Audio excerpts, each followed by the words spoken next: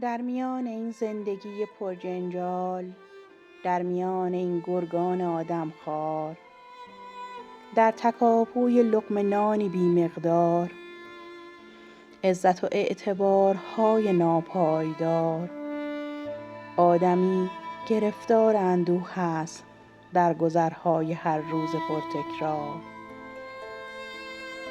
هر که بینی خدای خودخواهی است، بنده هوای نفسانی است. مردگانی متحرک و بی مغز، بهر روزی بی تفکر و در هست، در حرکتی مدام و همواره، بی توجه به عمر یکباره.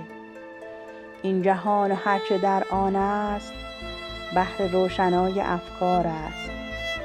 آب گل را ببخشد جان، گل دهد عطر خود به جهان. بهر باران چه فرق که این خشک است، یا که آن دگری پر است از آب. همه را به مهر خویش می دهد جانی، بی تفاوت میان تشنه و سیراب. ما و من همه ز یک گوهریم، تو و من هر دو بهر یک هدفیم. این جهان در گذر همچو دمی است، خاطرات حال خوبش بردنی است. راه آرامش رهایی است در جهان، این تعلق در جهان خوارت کند ای مهربان.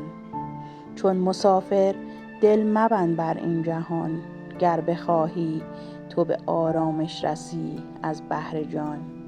چند خواهی پیرهن از بهر تن، تن رها کن تا نخواهی پیرهن.